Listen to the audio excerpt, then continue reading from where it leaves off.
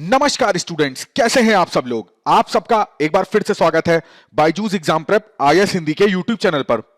आज है 28 नवंबर 2022। आज हम लोग देखेंगे कि हमारे द हिंदू के समाचार पत्र में कौन कौन से आर्टिकल्स हैं जो हमारे एग्जाम के पॉइंट ऑफ व्यू से इंपॉर्टेंट हैं। सबसे पहला आर्टिकल आपको पृष्ठ संख्या 7 पे मिलेगा। इसको आप फर्स्ट पेपर से जोड़ सकते हैं, जहां पर हम लोग भारतीय समाज के बारे में चर्चा करते हैं। जैसा कि आपको पता है, पूरे वर्ल्ड की जो पॉपुलेशन है वो 8 बिलियन टच कर चुकी है, जो कि अपने आप में एक बहुत बड़ी संख्या है। यहां पर बेसिकली राइटर जो हैं वो ये बताना चाह रहे हैं कि इंडिया में यदि पॉपुलेशन घटती है या बढ़ती है आने वाले समय में, तो उसका क्या प्रभाव देखा जा सकता है।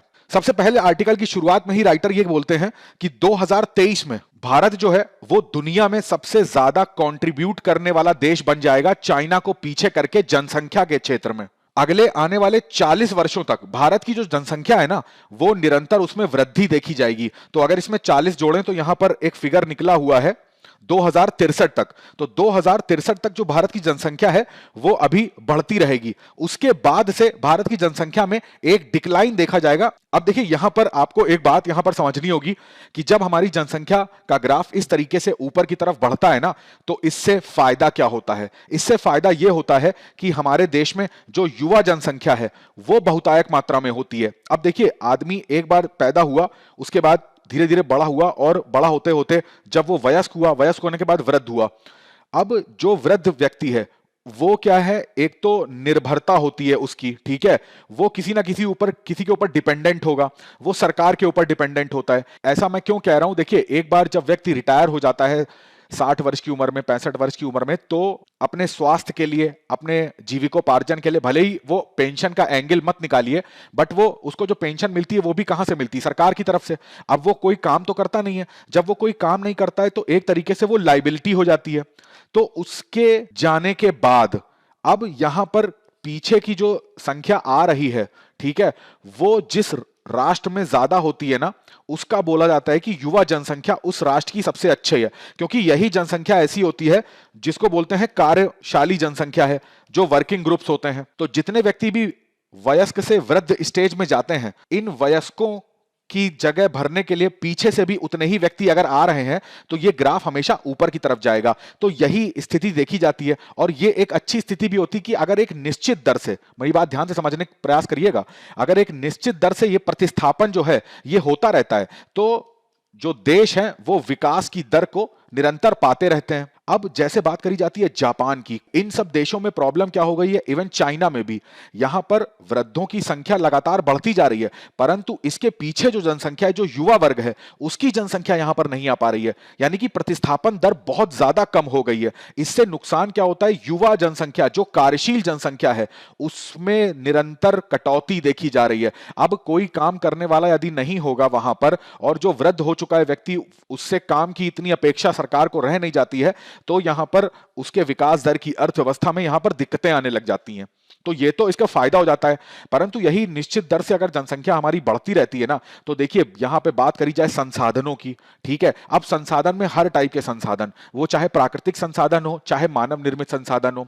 बात करी जाती है जमीन की, जो भूमि होती है उसकी कमी देखने को मिलती है, जो भी हमारे कृषि संसाधन होते हैं, जितना भाई खाद्यान्न होता है, उसकी कमी देखने को मिलती है।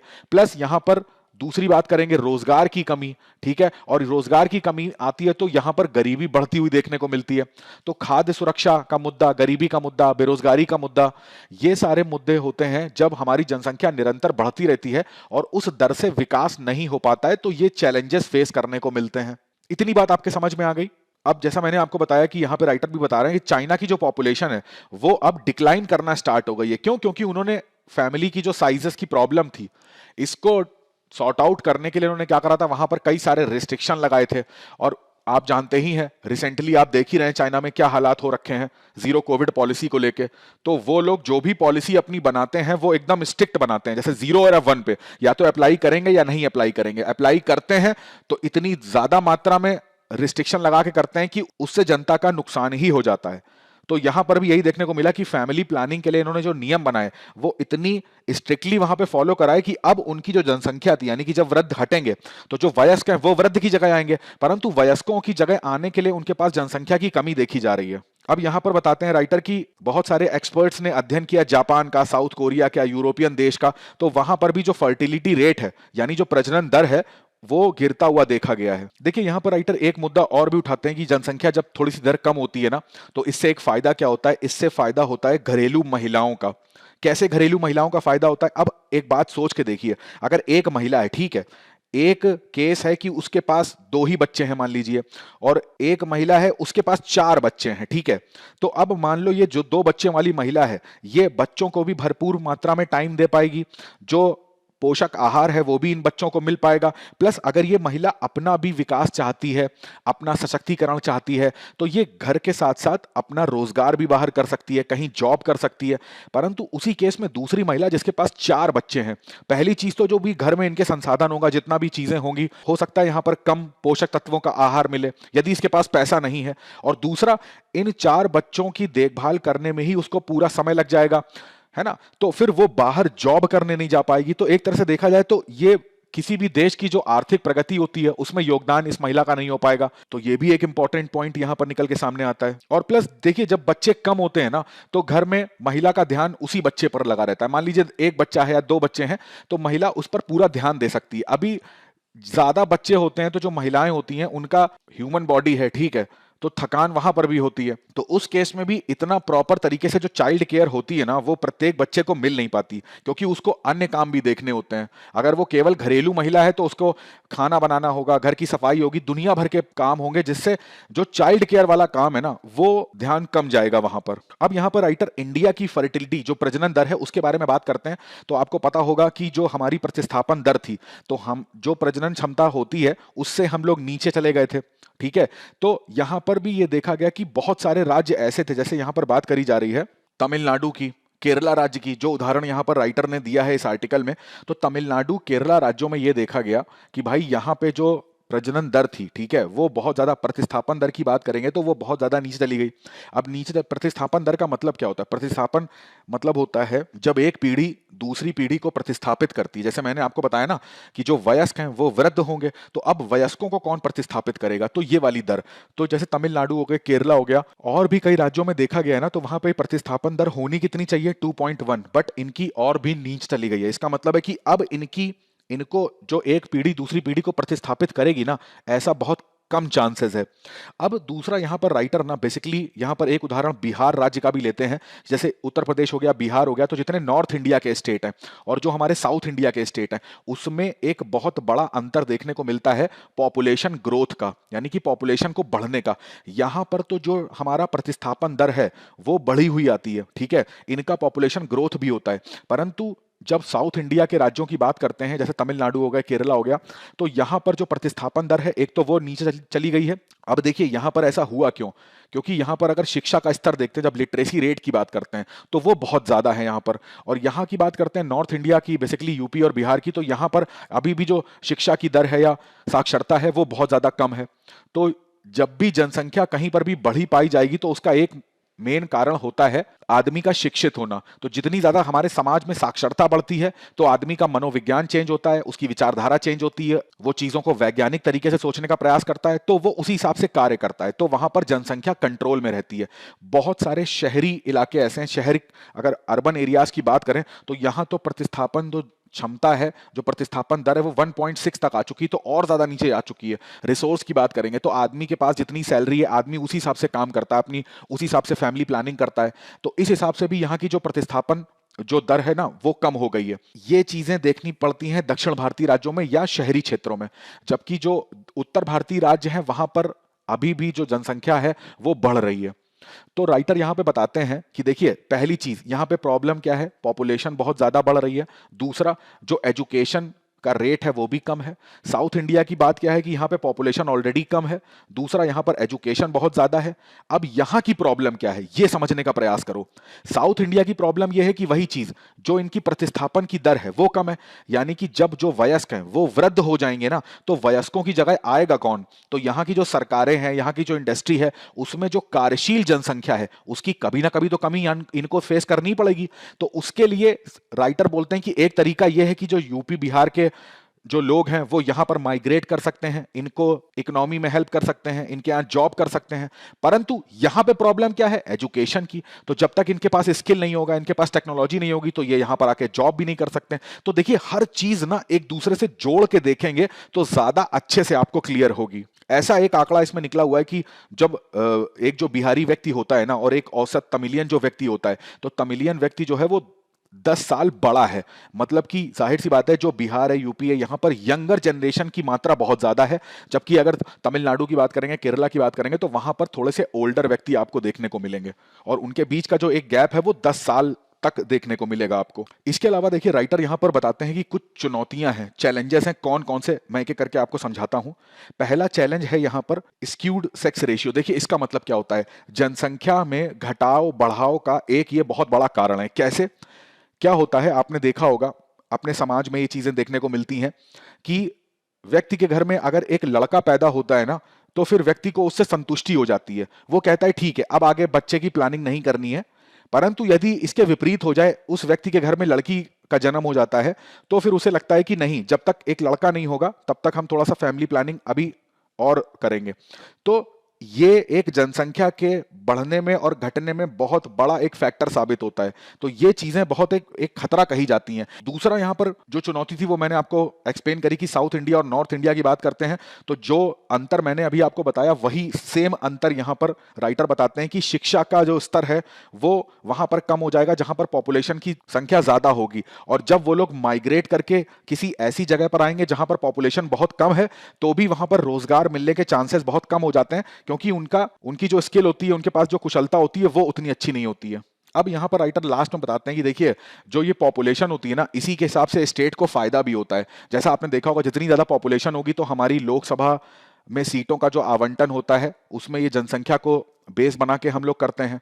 तो अब आप देखोगे कि यूपी में 80 लोकसभा सीटें हैं, बिहार में भी आप देखोगे तो 40 के आसपास आपको सीट्स मिलेंगी। तो ऐसा बोला जाता है कि भाई, केंद्र सरकार में जब बात करी जाती है तो यूपी बिहार का बहुत बड़ा एक जो रेशियो है वो संसद में है। उसी के साथ साथ जब टैक्स की बात आती है, या फिर यहां पर जब लिखा होता है टैक्स रिसिप्ट की, है ना, या पॉलिटिकल रिप्रेजेंटेशन की, तो यहां पर भी भेदभाव हो जाता है। क्योंकि बड़ा राज्य है, उसकी जनसंख्या ज्यादा है, तो जाहिर सी बात है केंद्र सरकार द्वारा जो भी उनको टैक्स आवंटन होगा वो अधिक मात्रा में होता है। अब जो राज्यों की जनसंख्या कम है, कंट्रोल में है, उनको इनका नुकसान हो जाता है। जैसे यहां पर इस डायग्राम में आप देखोगे तो डिपेंडेंट पॉपुलेशन, यानी कि जो वृद्ध की बात करेंगे, जो किसी ना किसी पर निर्भर हैं, तो वो अगर बात करी जाए 2011 में तो 39% थे, फिर ये 35% है, अब ये देखो धीरे से बढ़ रहे हैं, 38% के आसपास हो रहे हैं। और जबकि वर्किंग एज की पॉपुलेशन देखेंगे तो आप मतलब 61%, 65% और 62%, यानी कि ये कम होगी और ये चीज बढ़ेगी। और ये कब होगा? जब बेसिकली 2063 तक तो ये प्रोसीजर चलेगा, उसके बाद इसमें गिराव देखा जाएगा। अगला आर्टिकल देखिए, आपको पृष्ठ संख्या 8 पे मिलेगा।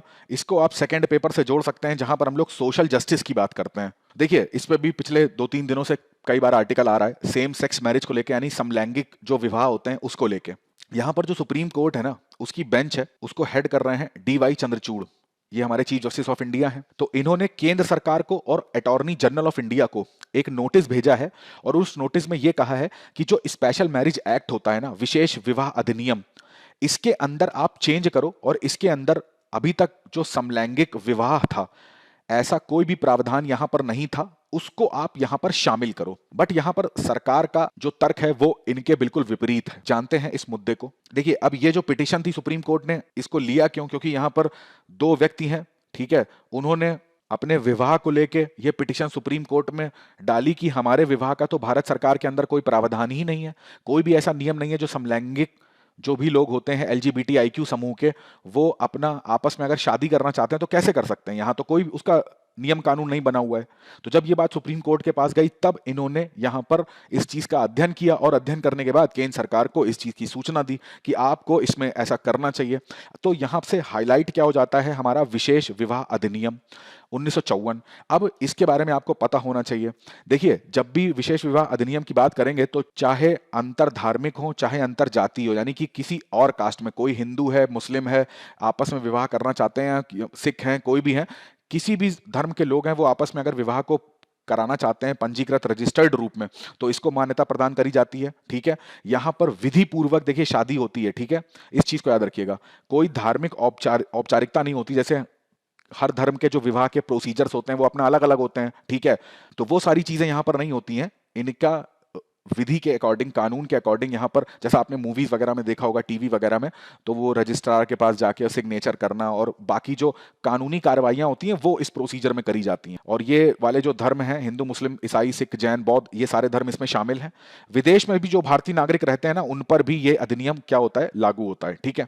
अब बेसिकली इस अधिनियम में एक धारा है सेक्शन 4C, मेन मुद्दा इसी पर है। तो इस पे जाने से पहले थोड़ा सा हम लोग जान लेंगे एलजीबीटी समूह के बारे में, क्योंकि इस आर्टिकल में ना, जैसे यहाँ पर आया है नवतेज सिंह जौहर के बारे में, पुत्ता स्वामी केस के बारे में, नालसा यूनियन ऑफ इंडिया के बारे में, तो इनके बारे में एक बार देख लेते हैं, जिससे हमारी एक समझ बनती चली जाएगी। देखिए, सबसे पहले स्टार्ट होता है ये कहानी नाज फाउंडेशन से, ठीक है। नाज फाउंडेशन का नाम आपने सुना होगा, 2009 में ये कहानी स्टार्ट होती है। तो यहाँ पर क्या होता है ना, दिल्ली हाई कोर्ट में यहाँ पर बोला जाता है कि जो सेक्शन 377 है, इस सेक्शन को गैर संवैधानिक घोषित कर दिया जाएगा। क्यों? क्योंकि ये जो सेक्शन है वो आर्टिकल 14, 15, 21 इन तीनों हमारे मौलिक अधिकारों का हनन करता है। ये केस ना, इस केस का निर्णय तो दिल्ली हाईकोर्ट ने दिया, वापस एक केस आता है जो सुरेश कौशल के नाम से बहुत ज्यादा फेमस है, 2013 में। अब ये केस जाता है हमारे सुप्रीम कोर्ट ने। सुप्रीम कोर्ट ने दिल्ली हाईकोर्ट के निर्णय को पूरी तरीके से पलट दिया। अब देखिए इससे नुकसान क्या हुआ। 2009 में जब दिल्ली हाईकोर्ट ने निर्णय दिया था, तो जितने भी LGBTIQ समूह के लोग थे, ये जाहिर सी बात है, इनको मौलिक अधिकार अपने मिलेंगे, इनको अपनी पहचान मिलेगी। तो ये अपनी पहचान, पहले क्या होता था ना, 377 जो था वो क्रिमिनलाइज था, यानी कि ये एक अपराध था। ऐसे लोगों को इनके अधिकार नहीं मिले थे, ठीक है। तो इनको घूमने की बात करी जा रही है या साथ में रहने की बात करी जा रही है, तो ये सब चीजें नहीं थी। अगर किसी को पता भी चलता था तो कोई कंप्लेन कर देता था पुलिस से, तो ये लोग अपनी पहचान भी छुपाते थे। अब सोच के देखिए, किसी व्यक्ति को अगर अपनी पहचान छुपानी पड़ रही है अपने यौन अभिविन्यास के कारण, तो ये कितनी अशोभनीय बात है। परंतु नाज फाउंडेशन में इस केस को दिल्ली हाईकोर्ट ने एकदम सपोर्ट कर दिया। तो अब जो भी समलैंगिक लोग होते थे ना, तो वो अपनी पहचान खुल के बताते थे, उन्हें किसी चीज का डर नहीं था। जाहिर सी बात है, नहीं डर होगा। परंतु जैसे ही सुरेश कौशल के केस में निर्णय सुप्रीम कोर्ट ने पलट दिया, अब चूंकि समाज में जब इन लोगों के बारे में ये लोग खुल के सारी चीजें बात करने लगे, अपनी पहचान छुपाते नहीं थे, तो लोगों को जब पता चला और जब इनके निर्णय ने पलटा, तब इनको और ज्यादा उत्पीड़न देखने को मिला। इसके बाद सबसे फेमस केस आता है नालसा, जिसके बारे में इस आर्टिकल में जिक्र है, ठीक है। यहां पर बोल दिया गया कि अब जो ट्रांसजेंडर्स होते हैं, ठीक है, इनको थर्ड जेंडर की यहां पे बात करी जा रही है। इसकी कैटेगरी के रूप में न्यायपालिका ने पंजीकृत कर दिया। ये सेल्फ सर्टिफाइड अपने आप को कर सकते हैं, इनको बाकायदा आरक्षण दिया जाएगा, किसी भी प्रकार का भेदभाव इनके अगेंस्ट में नहीं करा जाएगा, कानून बनाया जाएगा, सारी चीजें हो गई।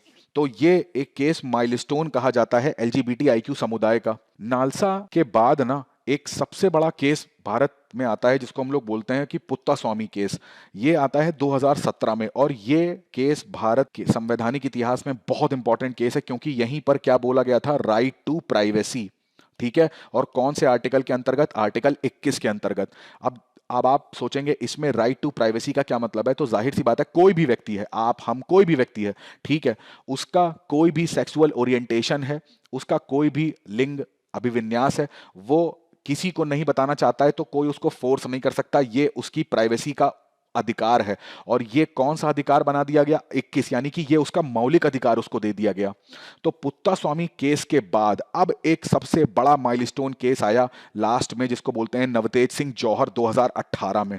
इसी केस में जो सुप्रीम कोर्ट था, उसने बोल दिया कि जो धारा 377 है, ये समाप्त कर दी जाएगी, क्योंकि ये पूरी तरीके से असंवैधानिक है। इसी नवतेज सिंह जौहर के केस के बाद से जो समलैंगिकता थी, उसको एक्सेप्ट किया गया कानूनी रूप से भारत के अंदर। तो यहां पर सुप्रीम कोर्ट का अभी कहना था इस वाली पिटीशन में कि जब इतने सारे केसेस का एक इतिहास रहा है, उसके बाद जब समलैंगिकता को हमने स्वीकार करा है, तो भाई एक बात बताइए, सरकार से इन्होंने प्रश्न पूछा कि आप एक बात बताइए, इनका विवाह का जो प्रोसीजर है उसको विशेष विवाह अधिनियम में क्यों नहीं शामिल कर रहे हैं। क्योंकि देखिए, यहां पर नालसा एक्ट में ट्रांसजेंडर्स को थर्ड जेंडर भी एक्सेप्ट कर लिया गया कानूनी रूप से। तो यदि अगर वो लोग शादी करना चाहते हैं, विवाह करना चाहते हैं, तो वो कैसे करेंगे। तो यहां पर सरकार का जो स्टैंड है वो बिल्कुल ऑपोजिट है। सरकार का यहां पर यह कहना है कि भाई, ये जो जितने केसेस आप बात कर रहे हो ना, ये सब केसेस थे समलैंगिक व्यक्तियों को अधिकार दिलाने के लिए, उनको पहचान दिलाने के लिए, ना कि उनके विवाह के लिए। यहां पर सरकार ने सेक्शन 4C को, यहां पर इसको तर्क देते हुए यह बोला कि सेक्शन 4C में ना, मैं आपको दिखाता हूं इस आर्टिकल में, यहां देखिए लिखा हुआ है कि सेक्शन 4C जो है ये बात करता है, इसमें वर्ड्स लिखे हुए हैं मेल और फीमेल, ठीक है। इसी तरीके से हस्बैंड और वाइफ, ब्राइड और ब्राइड ग्रूम, यहां पर साफ शब्दों में लिखा हुआ है कि इनकी आपस में शादी होगी, इन्हीं को एक कपल समझा जाएगा। कहने का मतलब है उसमें से एक मेल होना चाहिए, एक फीमेल होना चाहिए। परंतु इस सेक्शन में कहीं नहीं लिखा है ये आप समलैंगिकता के केस में कैसे डिसाइड करेंगे कि कौन मेल है और कौन फीमेल है। तो जब आप ये डिसाइड नहीं कर पाओगे तो ये वाला जो एक्ट है वो इन पे लागू नहीं होता है। अब आगे आने वाले समय में ये पता लगेगा कि भाई सुप्रीम कोर्ट जो है वो सरकार पर कितना दबाव बना पाती है, या सरकार जो है वो कितना दूरगामी सोच रखते हुए इस अधिनियम में कैसे परिवर्तन लाएंगी, ये तो देखने वाली बात होगी। इसके अलावा देखिए यहाँ पर जो गवर्नमेंट का स्टैंड था वो मैंने आपको बताया। अदर कंट्रीज की बात करें तो टोटल 32 कंट्रीज ऐसे हैं वर्ल्ड में जिन्होंने समलैंगिक जो व्यक्ति होते हैं उनकी शादियों के लिए उनके पास नियम है। यहां पर देखिए लिखा भी हुआ है, एक फैक्ट आपको मिल जाएगा। ये नीदरलैंड जो था वो पहला कंट्री था 2001 में जिसने सेम सेक्स मैरिज को लीगलाइज कर दिया था। अगला आर्टिकल आपको प्रश्न संख्या 9 पे मिलेगा, इसको आप थर्ड पेपर से जोड़ सकते हैं जहां पर हम लोग साइंस एंड टेक्नोलॉजी की बात करते हैं। देखिए ये पूरी तरीके से प्रारंभिक परीक्षा का आर्टिकल है। ब्लू बगिंग की बात हो रही है, ठीक है। ब्लू का मतलब हुआ यहां पर ब्लूटूथ, सबको सब परिचित होंगे। बगिंग का मतलब हुआ, बग का मतलब होता है, बग्स बोलते हैं जैसे एरर हो जाती है, ठीक है। तो अब इसका मतलब ये मत निकाल लेना कि ब्लूटूथ आपका काम नहीं कर रहा है, फोन का, आपकी घड़ी का। आजकल तो जो वॉचेज आने लगी हैं स्मार्ट वॉचेज, उसमें ब्लूटूथ होता है। आप हेडफोन यूज करते हैं ब्लूटूथ वाले, ठीक है। पहले तो हेडफोन आते थे, वायर्ड हेडफोन होते थे। अब उसके बाद हेडफोन आने लगे कि वो गले में आप ऐसे टांग लो और फिर उसको कान में लगा लो। अब तो ईयरबड्स आने लगे हैं कि वो डायरेक्ट आप कान में लगा लीजिए, छोटे से होते हैं और वो भी ब्लूटूथ से कनेक्ट होते हैं, ठीक है। मोबाइल की बात करें, टीवी में ब्लूटूथ आने लगा, कंप्यूटर में पहले ही से ही था, लैपटॉप की बात करें तो इतनी सारी चीजों में ब्लूटूथ डिवाइसेस लग के आते हैं। आपने वो देखे होंगे एलेक्सा के जो डिवाइसेस होते हैं, आजकल जो घरों की लाइट्स वगैरह होती हैं, ठीक है, या भी जो इलेक्ट्रिक कंपोनेंट्स होते हैं वो भी ब्लूटूथ के जरिए आप अपने फोन से उनको कंट्रोल कर सकते हैं। किसी लाइट को आपको जलाना है, बेसिकली ब्लूटूथ का मतलब क्या होता है, ये एक वायरलेस नेटवर्क की तरह काम करता है। इसमें कोई तार तो होता नहीं है, एक रेंज होती है कि भाई 10 मीटर का, 15 मीटर की रेंज में अगर दो डिवाइसेस आपस में कनेक्ट आपको करनी है तो ब्लूटूथ एक माध्यम बन जाता है। अब जब ब्लूटूथ जो है वो हमारी रोजमर्रा की लाइफ में शामिल हो चुका है ना, तो अब यहां पर एक खतरा आ गया है। वो क्या खतरा है? वो खतरा है हैकिंग का। यानी कि यहां पर बात करी जा रही है कि ब्लूटूथ जो भी डिवाइसेस होते हैं, ठीक है, जब भी हम लोग ब्लूटूथ डिवाइस को कनेक्ट करते हैं तो उस कनेक्शन में हमको एक चीज देखने को मिली कि यहां पर एक थर्ड पार्टी थी। मान लो एक्स ने वाई को ब्लूटूथ से, मान लीजिए फोन में कोई मैसेज भेजा जा रहा है, कुछ भेजा रहा है, फोटोज भेजी जा रही हैं, तो अगर इसका ब्लूटूथ जो है वो ऑन है तो एक थर्ड पर्सन जो ये हैकर है वो इसके ब्लूटूथ का सहारा लेते हुए जिस फोन का ब्लूटूथ ऑन था उसके फोन में एंटर करेगा, उसके फोन में कुछ ऐसे वायरसेस को इंसर्ट कराएगा, कुछ ऐसे सॉफ्टवेयर हो गए या ऐसे मालवेयर हो गए, इनको इसके कंप्यूटर में, लैपटॉप में, मोबाइल फोन में इंसर्ट करा देगा और इसका पूरा डेटा ये इसको देख सकता है, इसकी कॉल्स को सुन सकता है, इसके मैसेजेस, फोटोज, सारी चीजें, सारी डिटेल इस हैकर को पता लग सकती हैं। बट ये कब पता लगेगी? जब जो ब्लूटूथ है वो क्या होना चाहिए? ऑन होना चाहिए। तो ये जो एक सिक्योरिटी का मुद्दा सामने आया है इसी को बोलते हैं ब्लू बगिंग, ठीक है। ये समझ में आ गया होगा आपको। ब्लू का मतलब ब्लूटूथ, बगिंग का मतलब एरर का मतलब यहां पे हो गया कि ब्लूटूथ के जरिए किसी के मोबाइल फोन में, किसी के लैपटॉप में एंट्री करना और उसका डेटा को चुरा लेना, उसके कॉल रिकॉर्ड्स, उसकी कॉल्स को सुन सकना। तो यहां पर पूरा आर्टिकल इसी संबंधित है। अब यहां पर क्या है, इससे बचने के उपाय क्या हो सकते हैं? देखिए उपाय में बहुत सिंपल सी चीज है। जब भी आप अपने फोन का ब्लूटूथ वगैरह ऑन रखते हैं तो जैसे ही आपका जो भी काम आप करते हैं वो जैसे ही खत्म हो जाता है तो उसको तुरंत ऑफ कर दिया करिए। ऐसा मत करिया करिए कि ब्लूटूथ को ऑन रखें। दूसरा, जब भी आप ब्लूटूथ, पहली चीज तो जब आप ऑफ कर देंगे तब तो वो कनेक्टिविटी खत्म ही हो जाएगी। अगर नहीं भी आप ऑफ कर रहे हो ना, तो मान लीजिए आपने किसी दूसरे व्यक्ति के मोबाइल से अपना मोबाइल कनेक्ट करा है या अपना लैपटॉप कनेक्ट करा है, तो कोशिश करा करिए सबसे पहले कि उसको डिस्कनेक्ट करिए और बाद में उसको ऑफ तो कर ही दीजिए। क्योंकि क्या होगा ना, अगर आप डिस्कनेक्ट नहीं करते और उसको ऑफ कर देते हो, दोबारा जब भी आप ऑन करोगे और वो व्यक्ति अगर आपकी ब्लूटूथ की रेंज में है उसका डिवाइस, तो वो ऑटोमेटिकली क्या होते हैं, ब्लूटूथ कनेक्ट हो जाते हैं, ऑटोमेटिक कनेक्ट हो जाएगा। क्योंकि एक बार आप कनेक्ट कर चुके हो। तो आपने देखा होगा कि फोन में जहां पर भी ब्लूटूथ लिख के आता है तो वहां पे सारी डिवाइसेस के नाम आते हैं जिससे जिससे आपने कभी कनेक्ट कनेक्शन स्टैब्लिश करा होगा। तो सबसे अच्छा तरीका है कि सबसे पहले डिस्कनेक्ट करना है और फिर उसको ऑफ करना है। उसके साथ ही साथ यहाँ पर दूसरा सॉल्यूशन बताया गया है कि जो भी आपके फोन में सॉफ्टवेयर पड़े होते हैं, जैसे कई बार आप देखते होंगे फोन अपना कोई भी एप्लीकेशन आप ऑन करते होंगे, उसमें अपडेट का ऑप्शन आता है, या फिर आपके जो एंड्रॉयड फोन होते हैं या आप iOS एप्पल का फोन यूज करते होंगे, तो उसमें सिस्टम के अपडेट आते हैं। इसको समय समय पर करते रहना चाहिए, जिससे कि कोई भी अगर पुरानी बग्स हमारे फोन में आ जाता है या पुराना इस तरीके का कोई मालवेयर आ जाता है, तो उसको तुरंत समाप्त करा जा सकता है। जो भी पब्लिक वाईफाई होते हैं ना, जब जरूरत पड़े तभी आप इनका यूज करिए। अगला आर्टिकल आपको प्रश्न संख्या 1 पे देखने को मिलेगा। इसको आप सेकंड पेपर से जोड़ सकते हैं, जहां पर हम लोग अंतर्राष्ट्रीय संबंधों के बारे में चर्चा करते हैं। देखिए, जैसा कि आपको भी पता चला होगा कि इस बार जो हमारा गणतंत्र दिवस होना है, तो उसमें मुख्य अतिथि के रूप में इजिप्ट के प्रेसिडेंट आ रहे हैं, अब्देल फतेह एल सीसी। हमारे लिए ये तो हो गई संदर्भ की बात। उसके अलावा अब यहां पर इंपॉर्टेंट पता है क्या हो जाता है? इंपॉर्टेंट हो जाता है इंडिया और इजिप्ट के रिलेशंस, कि हमारे उनके साथ संबंध कैसे हैं व्यापारिक तौर पे। हमारे और इजिप्ट के साथ जो डिप्लोमेटिक रिलेशंस हैं, उनकी 75वीं वर्षगांठ है। दूसरा, इंडिया में G20 हो रहा है, तो इंडिया में G20 के अंतर्गत जो गेस्ट कंट्री है, जो अतिथि देश है, उसमें भी इजिप्ट को इनवाइट करा गया है।